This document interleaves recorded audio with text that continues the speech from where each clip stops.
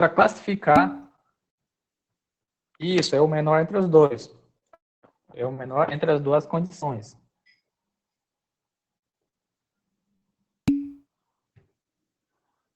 É o menor entre essas duas condições aqui, ó. Entre essa condição e entre essa outra condição aqui. Agora, vamos classificar os tipos de laje segundo a sua direção. Sua direção, a sua armação, né? A segunda direção da armação principal. Vamos ter, então, as lajes armadas em uma direção.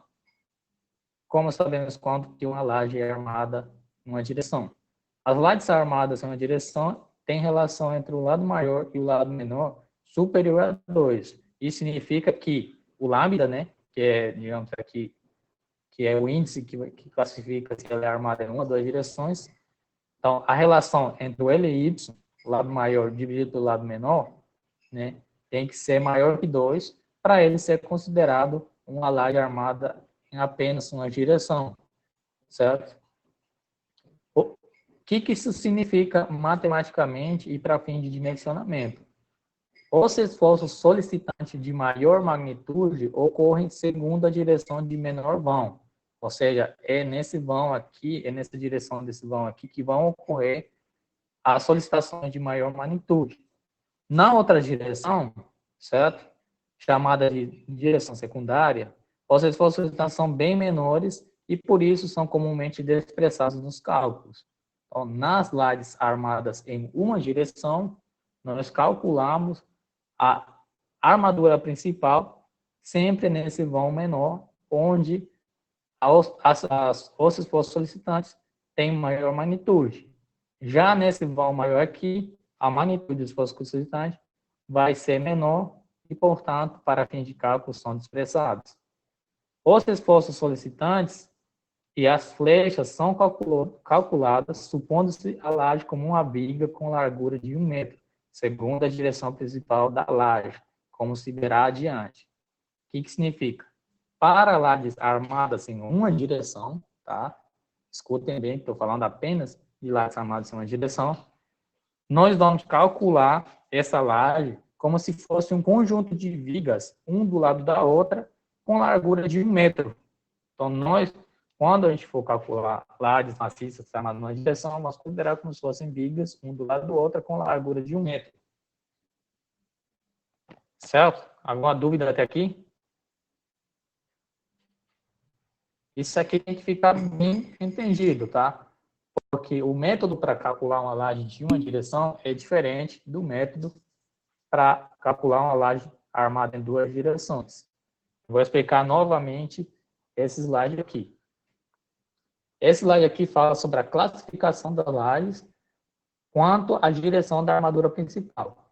O primeiro tipo de laje, quanto à direção da armadura principal, é a laje armada em uma direção. Quando nós sabemos que uma laje é armada ou tem que ser armada numa direção? Quando a relação entre o vão maior, o Lx, dividido pelo Lx, é maior que 2. Vamos supor, por exemplo, que aqui tenha comprimento de 6 e aqui tenha comprimento de 2. Então, 6 dividido para 2 vai dar 3. Logo, essa laje é armada em uma direção, porque 3 é maior que 2. Certo? Até aí tudo bem?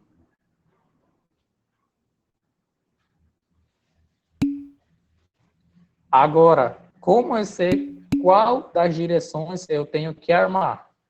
Segundo os estudos, afirma que essa direção aqui de menor vão é a direção que tem esforço solitante de maior magnitude. Logo, é essa direção aqui que eu devo armar, certo? A outra direção tem também esforço solitante, só que em menor magnitude, logo eles são expressados. Como que eu faço esse cálculo aqui? Eu vou utilizar a teoria de viga, de dimensionamento de vigas, e vou dividir, vamos supor que aqui tenha 6 metros, né? Eu vou dividir 1 metro, ou seja, eu vou ter aqui 6 fatias de 1 metro. E vou considerar como se fossem vigas, um do lado da outra, e vou dimensionar com a teoria de vigas. Certo? Entendido isso aí?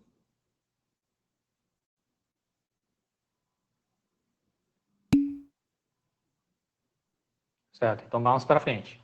Mais para frente, nós vamos aprofundar esse dimensionamento aqui.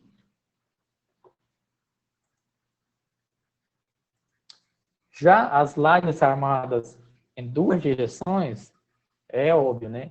Significa que elas têm armaduras principais em ambas as direções. Quando que nós sabemos que ela é armada em duas direções? Ela é o contrário da que nós acabamos de ver. Quando a gente dividiu LY, o maior dos vãos, pelo menor dos vãos, LX, e der menor do que 2, menor ou igual do que 2, é uma laje armada em duas direções. Vamos supor, por exemplo, que aqui tenha 4 e aqui seja 2. 4 dividido para 2 vai dar igual a 2, logo essa laje é armada em duas direções.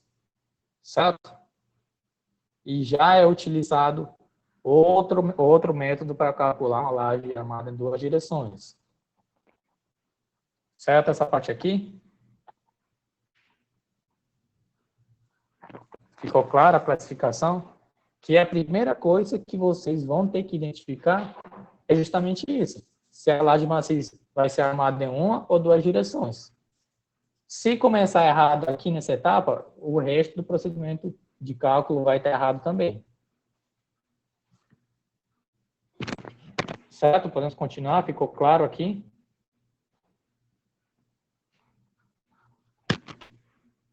Ou vocês precisam que eu explique de novo?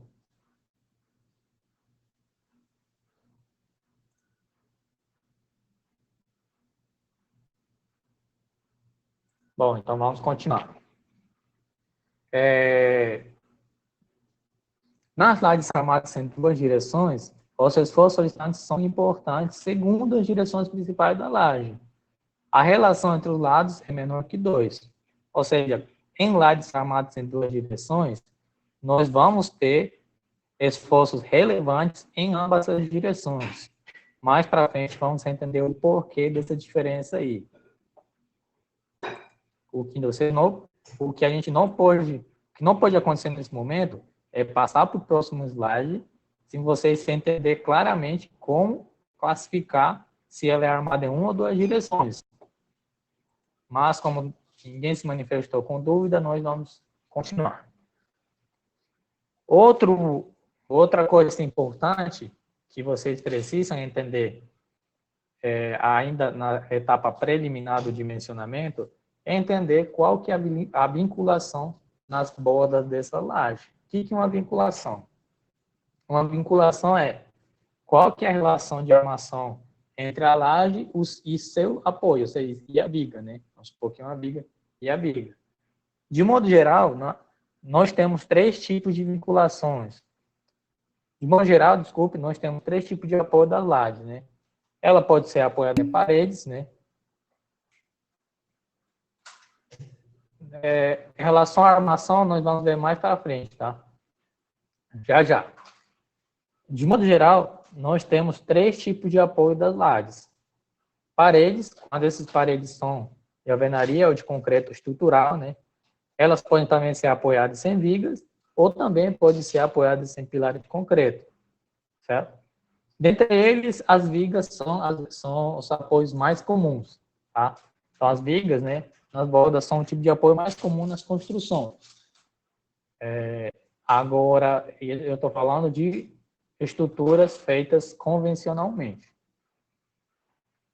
Para o cálculo dos esforços solicitantes e das deformações das lajes, torna-se necessário estabelecer o vínculo da laje com os apoios. Justamente porque que é importante classificar qual que é o vínculo de uma laje. Por aquilo que a Stephanie acabou de perguntar. E as armações negativas. Né? São esses vínculos aqui, são essas classificações de vínculos que vão nos falar se ela tem ou não armação negativa. Se ela deve ou não ter armação negativa.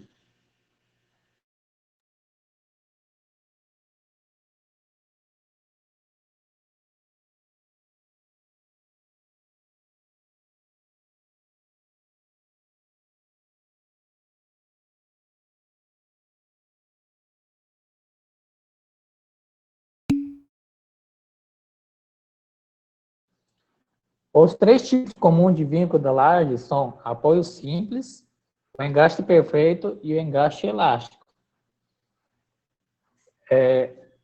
Como as tabelas usuais para cálculo de laje só admitem apoio simples, engaste perfeitos e apoios pontuais, a vinculação das bordas deve se resumir apenas a esses três tipos. Tá? Nessa parte aqui de lajes, eu vou passar uma metodologia simplificada, uma metodologia de dimensionamento simplificada para vocês, com o uso de tabelas que correlacionam o tipo de vínculo, o tipo de apoio da laje.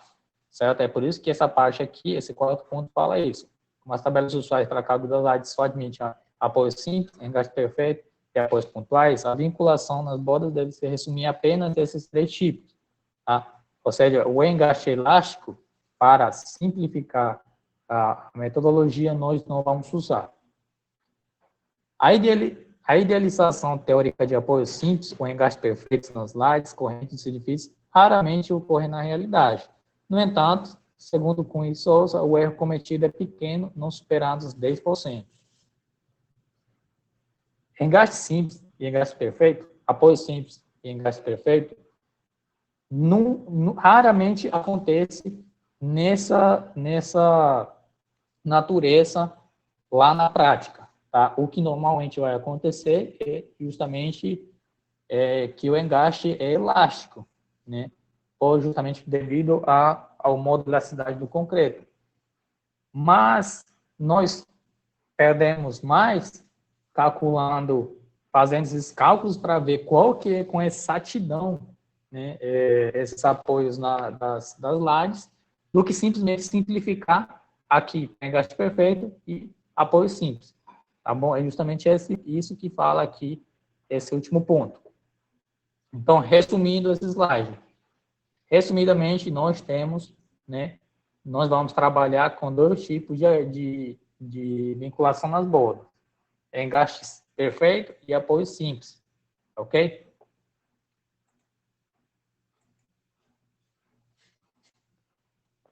Vamos entender cada um deles agora.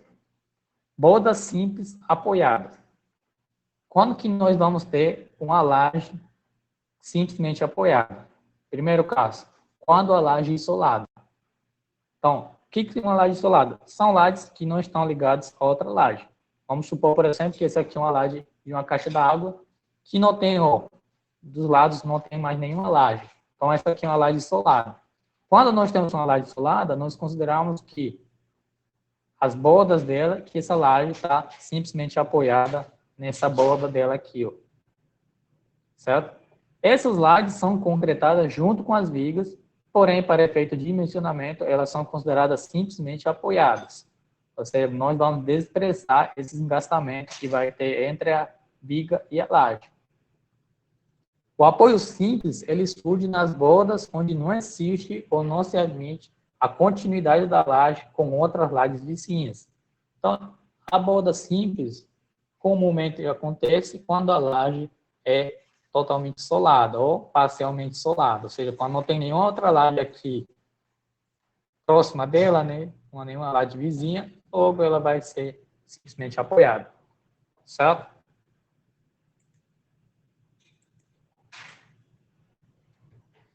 Então, qual que é o esquema de cálculo? Basicamente, nós vamos considerar que ela tem apoios aqui em duas direções, né? Justamente como eu mencionei, nenhum deles está engastado, e tem uma carga linearmente distribuída. Isso aí vocês viram lá em análise estrutural. No caso de vigas de concreto de dimensões correntes, a rigidez da viga, a torção é pequena, de modo que a viga gira e deforma-se acompanhando as pequenas rotações da laje, o que acaba garantindo a concepção teórica do apoio simples.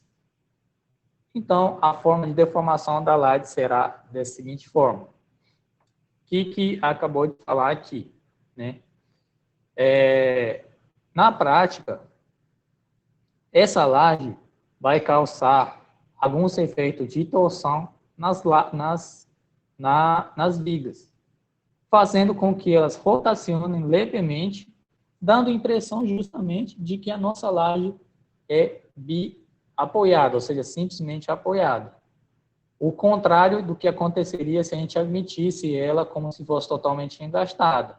Se ela for totalmente engastada, esse encontro entre a viga e a laje, né, não teria momento nenhum ou não deformaria. Então, o que acontece em laje simplesmente apoiada é essa deformação aqui particular, bem peculiar, que vocês já conhecem. Isso aqui não acontece, tá? Justamente devido a essas pequenas variações de rotação causadas pela torção que surge devido ao peso da laje nas vigas.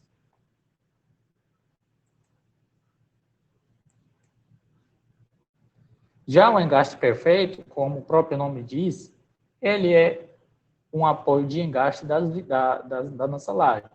O engaste perfeito surge no caso de lajes sem balanço, como marquises, varandas, né, sacadas.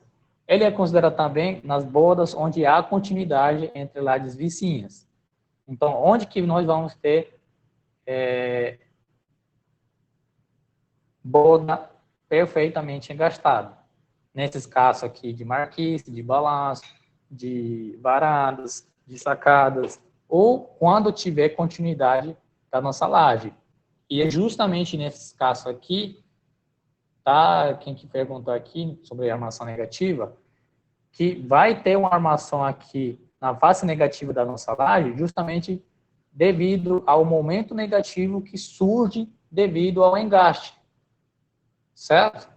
Então, é aqui, nesse tipo de borda, engaste perfeito, que vai surgir a necessidade de mencionar a armadura negativa, certo? Para quem teve dúvida aí.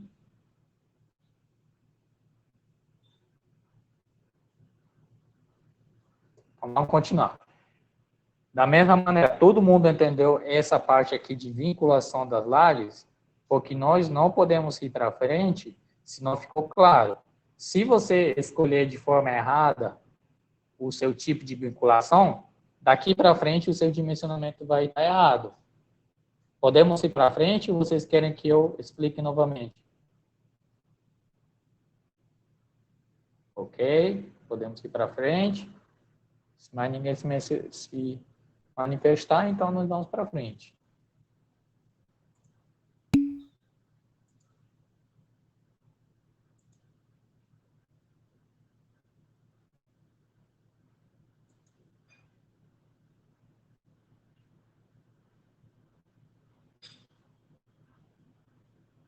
Bom, então vamos para frente. Mas ninguém se manifestou. Logo a gente vai dar continuidade aqui à nossa aula.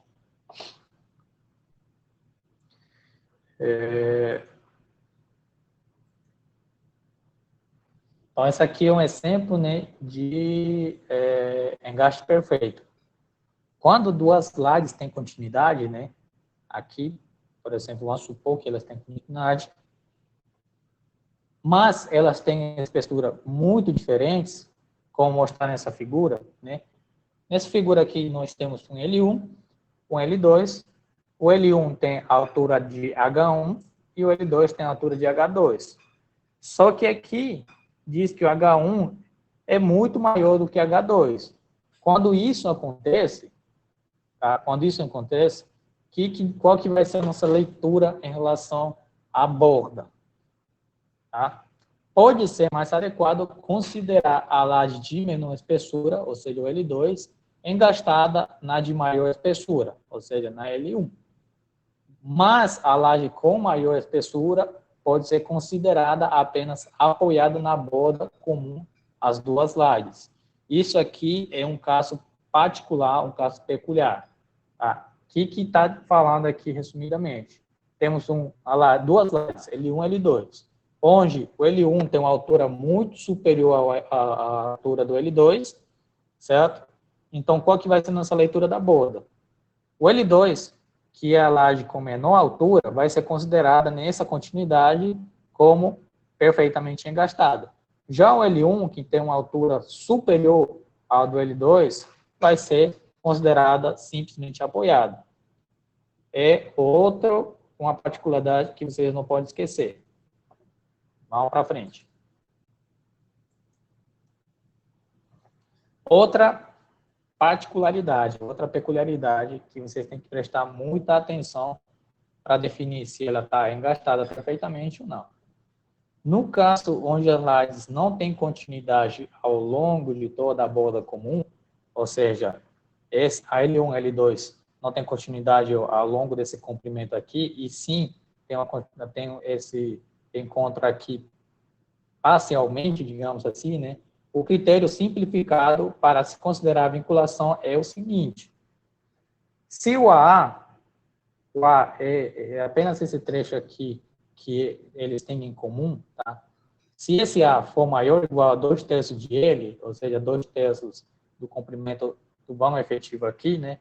A laje L1 pode ser considerada com a borda engastada na L2. Caso contrário, a laje L1 fica com a borda simplesmente apoiada. Já a laje 2, por ter essa continuidade ao longo do seu comprimento, né, tem uma continuidade total, ela vai ser sempre considerada como borda engastada. Todo mundo entendeu? Podemos ir para frente? Isso aqui já não é um caso peculiar. Isso aqui acontece comumente nas lajes, tá? As lajes nunca vão ser assim perfeitamente vinculadas. Eu espero. Qualquer dúvida? Você quer que eu repita todo novamente? Se quiser, eu posso repetir tudo novamente.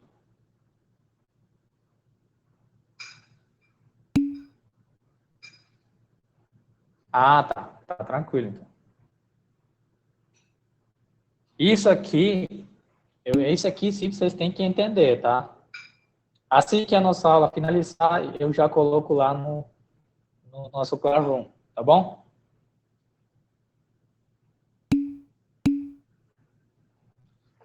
Essa parte aqui, vocês têm que entender perfeitamente, tá bom? Se não entender essas particularidades, essas peculiaridades aqui da vinculação da borda, bem provavelmente vocês vão errar na hora do dimensionamento, e se errar daqui para frente, já era.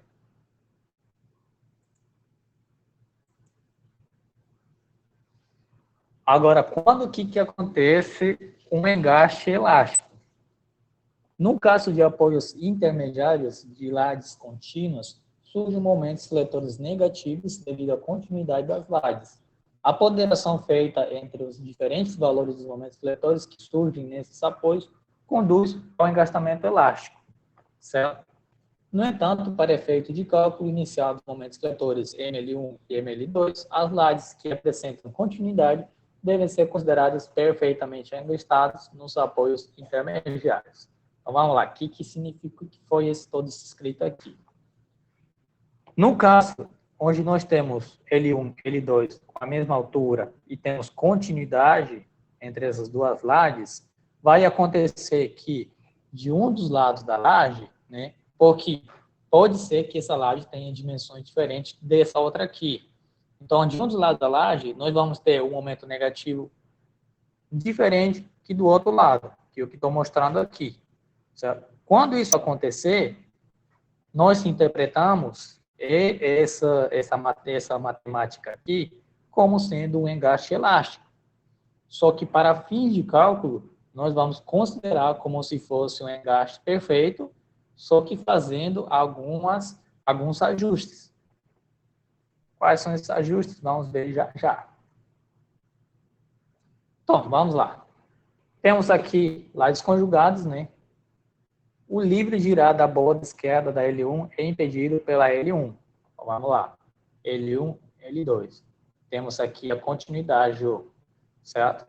Como nós temos continuidade aqui entre L1 e L2, então nós falamos que elas estão engastadas. Na prática, as lajes são construídas juntas solidárias.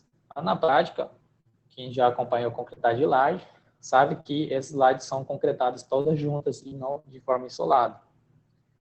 Isso gera maior estabilidade na edificação, logo há reais e necessários vínculos entre L1, L2, L1, L3, L1, L4, L3, L4. Vamos ver aqui no desenho. Ou seja, nós vamos ter estabilidades, né? Vamos ter colaborações entre as lajes devido ao vínculo, aqui, ó, entre L1 e L2, nesse trecho aqui, entre L1 e L3, nesse trecho aqui, entre L3 e L4, nesse trecho aqui, e entre L2 e L4, justamente onde nós consideramos continuidade, onde vai surgir esses momentos negativos e vamos precisar aqui de armação negativa.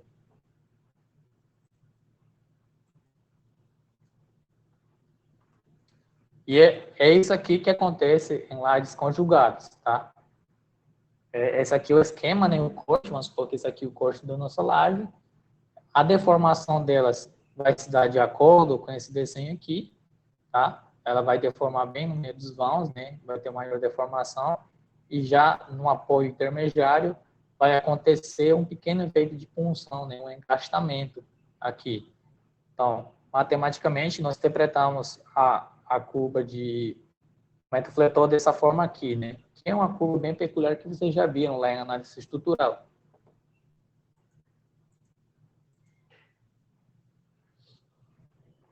Qual que, então, a representação dessas vinculações aí de borda?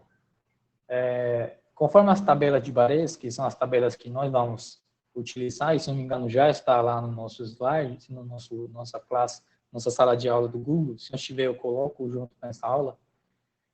Para o cálculo das lajes maciças retangulares, a convenção de vinculação é feita com diferentes estilos de linha, como está na figura. Se você quiser representar no seu desenho que essa laje tem um dos lados perfeitamente engastada, é essa representação aqui. Se você quer representar que o vínculo é de apoio simples, é essa outra. E se você quer representar que ela tem um bordo livre, ou seja, não tem apoio nessa borda, é essa linha tracejada, certo?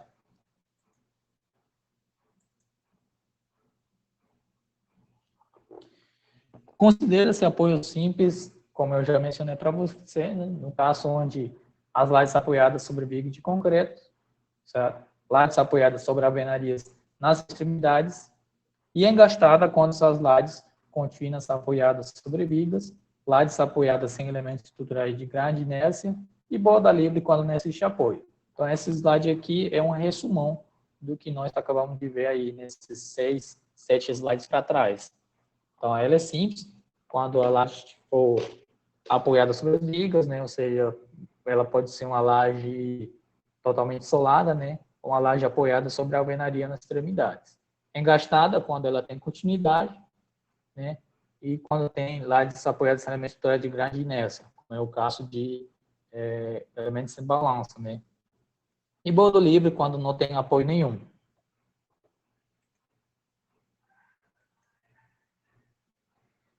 Lá na tabela de Bares, vocês vão ter essas representações aqui das possibilidades, né, das suas lajes, né, da forma de vinculação que suas lajes podem ter. Em função das várias combinações possíveis de vínculos nas 4 bordas das lajes retangulares, as lajes recebem números de diferença que diferenciam a combinação de vínculos nas bordas, como indicado na figura. Isso aqui está representado lá na tabela que eu passei para vocês. Se não estiver lá, eu vou passar, tá? Então, a tabela tipo 1, né? A laje tipo 1 é aquela que tem todas as bordas simplesmente apoiadas. A 2A é aquela que tem apenas uma das suas bordas engastadas e todas as outras simplesmente apoiadas, sendo que aquela borda engastada é a de menor vão. A 2B, a mesma coisa que a 2A, só que o lado engastado é o de maior vão. Tá? E assim vai a leitura dessa representação aqui.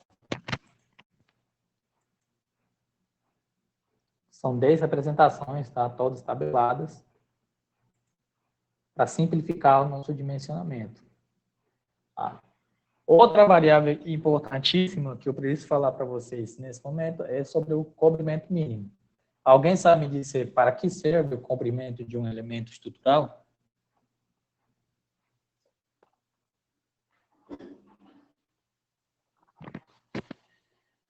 Lembrando que eu estou aqui com a nossa tabelinha de participação. Cadê a nossa tabelinha? Está aqui, acabei de abrir. Alguém sabe dizer para que serve o cobrimento de um elemento estrutural? Em algum momento vocês têm certeza que vocês já escutaram falar sobre isso.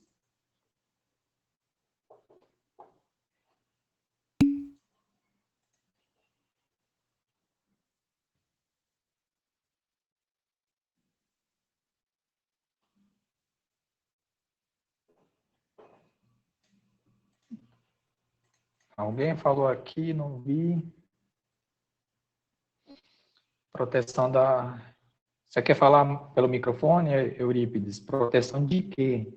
Está protegendo o quê? O quê e por quê?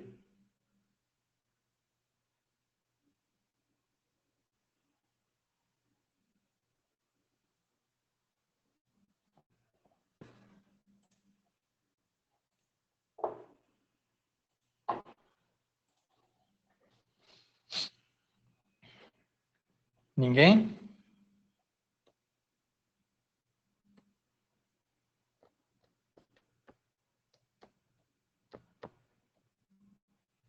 Você está muito quietos hoje. O que está acontecendo? Está uma pedra nessa prova. Você tem que estar mais participativo.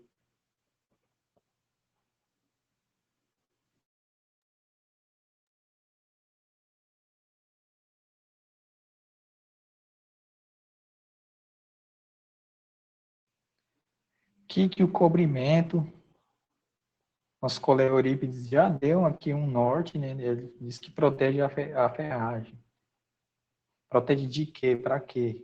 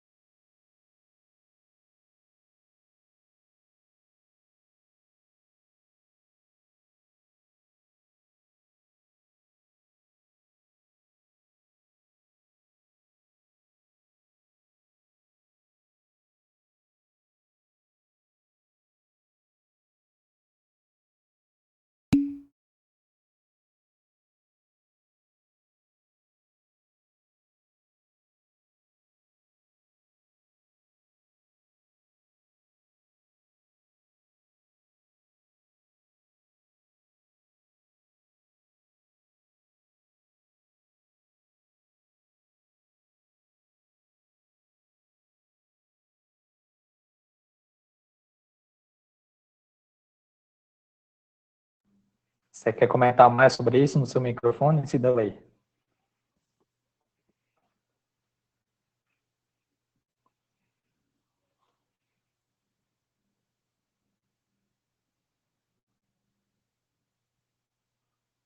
Bom, já que ninguém se manifestou, né? Vamos dar continuidade aqui no slide. Nos projetos de estruturas correntes, a agressividade do ambiente deve ser classificada de acordo com o que é apresentado na tabela 1 e pode ser avaliada simplificadamente segundo as condições de exposição da estrutura ou de suas partes. Tá? Já existe uma classificação, tá, de agressividade do ambiente e depende dessa agressividade do ambiente que vamos definir qual que vai ser o cobrimento mínimo dos nossos elementos estruturais. Após conhecer o ambiente em que a estrutura será construída, o projetista estrutural pode considerar uma condição de agressividade maior que aquelas mostradas em nossa tabela. Para garantir o cobrimento mínimo, o projeto de execução deve considerar o cobrimento nominal, que é o cobrimento mínimo acrescido da tolerância de execução. Tá? Reboco pode ser considerado cobrimento?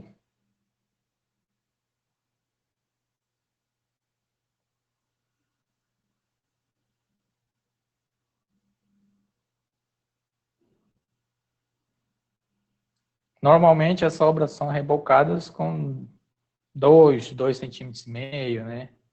Pode ser considerado cobrimento para elemento estrutural? Por que não?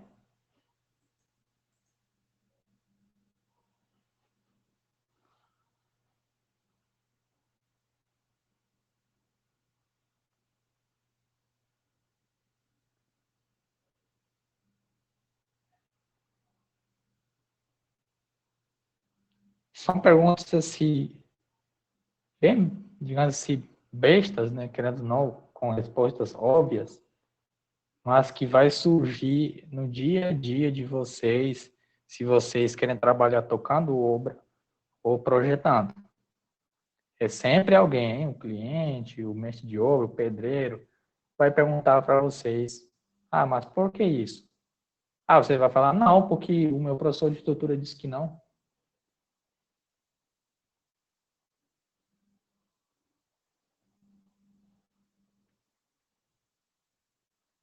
Vocês têm que saber, hoje em dia, o porquê das coisas. O porquê é feito de uma forma e não de outra. Tá? Vocês têm que saber interpretar resultados, vocês têm que saber interpretar números. Tá? Cálculo, até o pessoal que faz matemática faz cálculo. O pessoal que faz física faz cálculo. Né? Qualquer um de exatas faz cálculo. O que diferencia um engenheiro civil de qualquer outro profissional de exatas? Saber interpretar o que é que aquele número que ele calculou significa. Então, você simplesmente não pode ir na onda do que vocês escutaram falar por aí. Eu acho que não, o reboco não é considerado, não pode ser considerado cobrimento, porque já escutei falar por aí que não pode. Tá? Importante saber o porquê, tá? Sempre corra atrás disso. E eu vou cobrar isso nas minhas provas. Na minha prova, não é simplesmente saber calcular, saber matemática, não. É saber o que esse número que você achou significa. Então, a resolução das minhas provas, das minhas perguntas, nunca vai parar apenas no cálculo do númerozinho, não. Eu sempre vou direcionar vocês a que interpretem o que isso significa. Então, vamos dar continuidade aqui. Essa tabela 1, essa aqui é uma tabela que está na norma na NBR 6118, e ela classifica os ambientes segundo a sua agressividade. Então, é classificado 4 tipos de agressividade, 4 tipos de ambientes, né, e de agressividades, nesses números romanos aqui, 1, 2, 3, 4. Então, é muito importante saber em qual desses ambientes a sua estrutura que você está executando, que você está projetando, em qual desses ambientes ela vai ser executada, vai ser construída. Sendo que 1 é o mais fraco e 4 é o mais forte, tá? Tem aqui uma referência, mais ou menos, para que vocês consigam se guiar, certo? Para saber qual ambiente a sua estrutura está sendo submetida. Por exemplo, se você for construir, né, uma residência lá na zona rural, numa chácara, ele é considerado um ambiente com agressividade fraco. Tá? É um ambiente onde o oxigênio não tem muitos compostos químicos que possam agredir a nossa estrutura, certo? Já a classe ambiental tipo 2, classe de agressividade ambiental tipo 2, é uma agressividade considerada moderada. Normalmente, esses ambientes são as zonas urbanas, as cidades. Tipo, se você for dimensionar uma estrutura aqui em Rio Branco, seria considerado que ela está submetida a uma classe de agressividade ambiental tipo 2, certo? E assim vai por diante. Esse tipo de agressividade não apenas define qual que é o cobrimento que a nossa armação vai ter, tá? Como define essa tabela. Ela também define qual que é a resistência mínima de concreto que eu posso usar, certo? Então, quando vocês sabem a qual tipo de agressividade ambiental a sua estrutura vai ser submetida, você ganha diversas informações. Se eu falar para vocês lá na prova que a estrutura que vocês têm que dimensionar está, está na cidade de Rio Branco, vocês têm que classificar qual delas é. Automaticamente você vai saber qual que é o cobrimento dessa laje, qual que é a resistência mínima do concreto que tem que ser usada e por aí vai. Certo? Vamos então ver aqui rapidamente sobre laje. Para lajes que estão submetidas a ambientes da classe agressividade 1, nós precisamos de um cobrimento nominal de, no mínimo, de 2 centímetros. Tá? 2 de 2,5, 3 de 3,5 e assim por diante.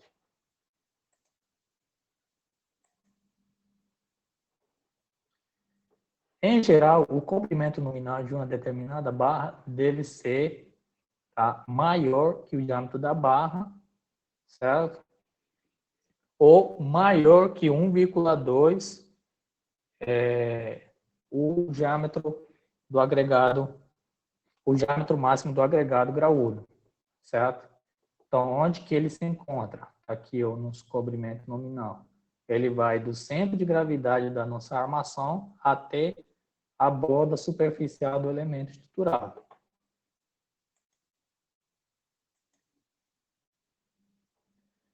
Nas sobras correntes, o valor de ΔC deve ser maior ou igual a 10 milímetros, e esse valor pode ser reduzido para 5 milímetros quando houver um adequado controle de qualidade e rígidos limites de tolerância da variabilidade das medidas durante a execução das estruturas de concreto. Aqui em nossa região, eu não aconselho seguir essa especificação aqui, né? Significa que para você ter essa redução de 5 milímetros, de meio centímetro, você tem que ter um rígido controle de qualidade, o que não acontece, né? Para ter um rígido controle de qualidade, nós precisamos ter funcionários muito bem treinados, um engenheiro que esteja o tempo todo acompanhando a concretagem de cada elemento estrutural, e nem sempre essas condições acontecem nas obras. Então, não aconselho seguir a especificação aqui da norma. Para concreto de classe de resistência superior ao mínimo exigido, os cobrimentos definidos na tabela 2 podem ser reduzidos até 5 milímetros. O que significa? Se, por exemplo, a tua estrutura estiver submetida, aqui não temos a resistência. Eu vou ver, acho que tem lá na frente da nossa tabelinha. Não tem. Mas, por exemplo, se a tua estrutura for construída aqui na cidade de Rio Branco, ela vai estar submetida a uma classe de agressividade tipo 2. O concreto, a resistência do concreto mínima que deve ser usadas nesse tipo de ambiente é de 25 MPa. Mas se por algum motivo você for utilizar concreto de 30 MPa, a norma dá essa abertura aqui a você reduzir o cobrimento meio centímetro àquele que é tabelado, certo? Justamente porque concreto com maior resistência, ele vai ter maior resistência também aos efeitos, né, químicos, efeitos físicos do ambiente.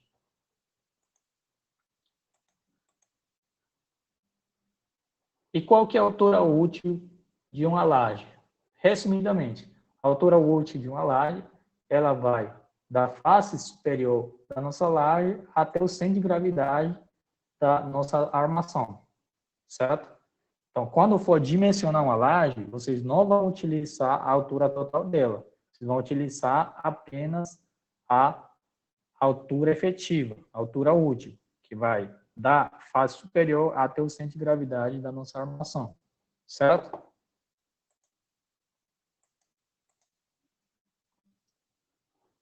Então, como é que é feito o pré-dimensionamento de umas lajes?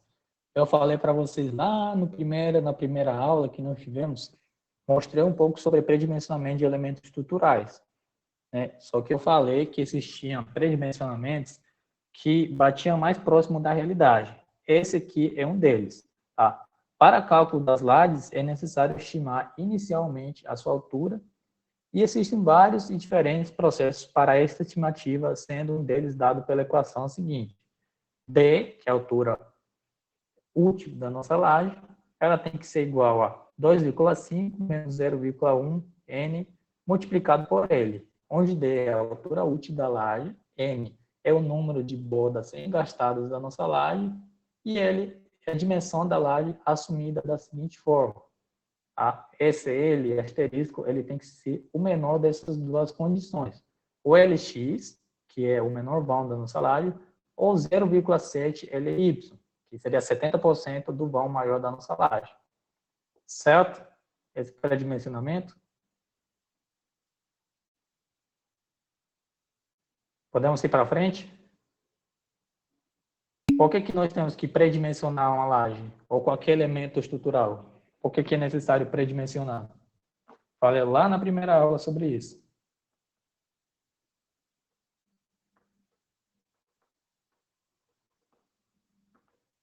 Não lembra? Então, quando vocês tiverem tempo, voltem lá na primeira aula e prestem muita atenção na hora que eu falei a necessidade de pré-dimensionar uma estrutura.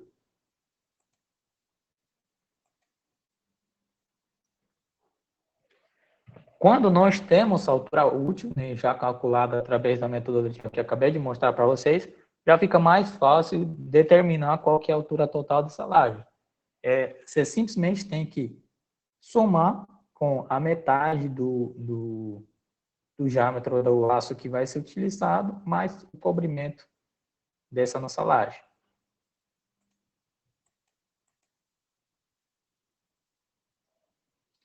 A espessura mínima de uma laje.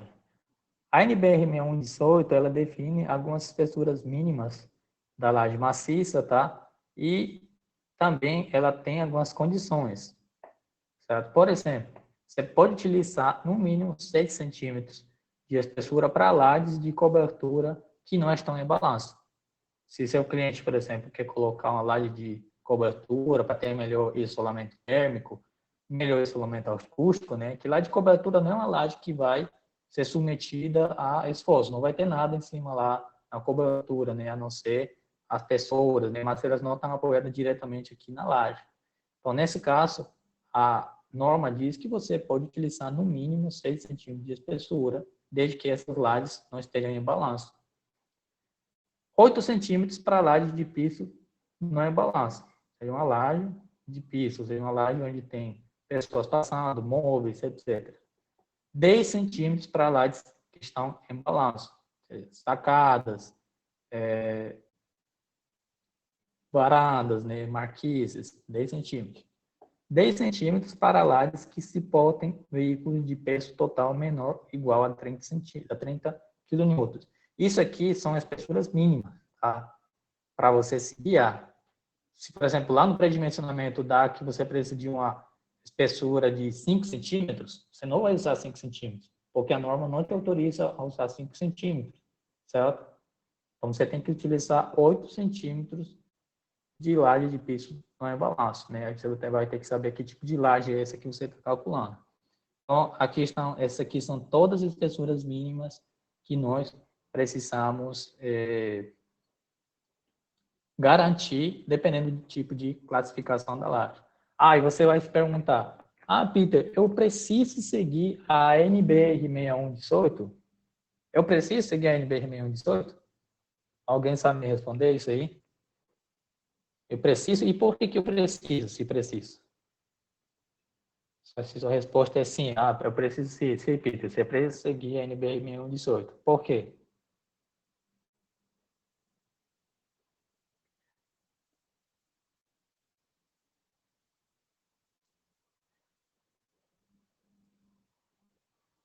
Ninguém?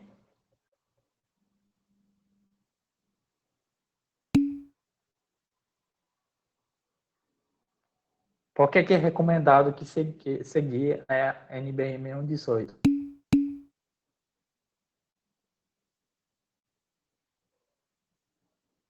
Pode falar, Marvin.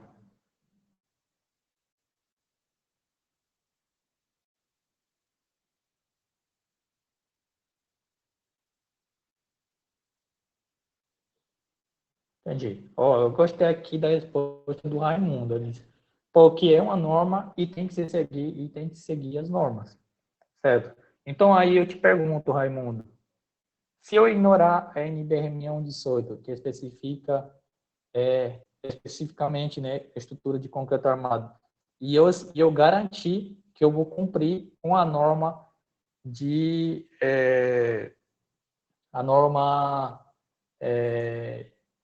a norma de eficiência, né? Que é uma norma que lá na parte 2 ele fala sobre elementos de estrutura. Exatamente, mas eu estou usando outra norma.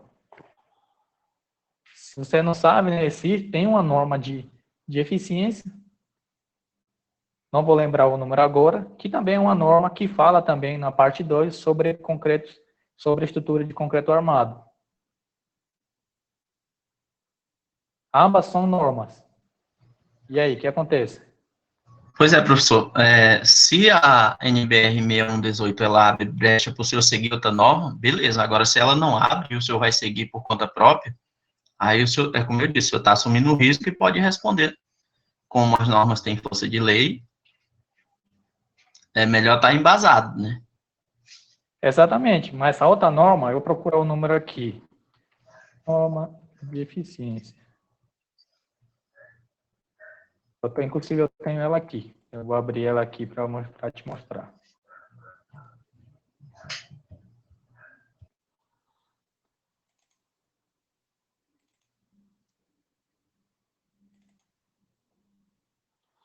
Temos CNB 6118, né? E temos, cadê?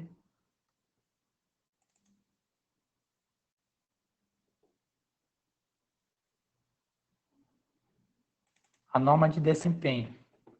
A norma de desempenho, a parte 2, ela fala especificamente sobre aqui. Já aparece aí para vocês. Está aqui. Essa aqui é a norma de desempenho, a parte 2. Ela fala especificamente para desempenho de edifícios habitacionais de até 5 pavimentos, parte 2, estruturas. Tem aqui todas as especificações de estruturas, que muitas delas são diferentes da NBR 6118. Você está se baseando em uma norma simples que é diferente, mas ela continua sendo uma norma.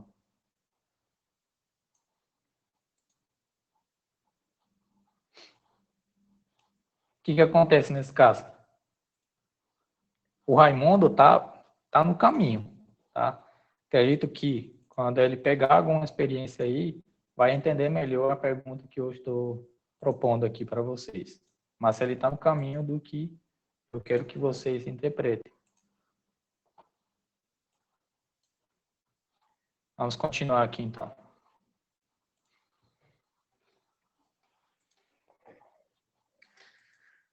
Essa primeira parte termina aqui. Eu vou dar 10 minutinhos para você tomar água, se esticar, comer um lanche. 8 horas, estamos de volta para a segunda parte. Tá bom?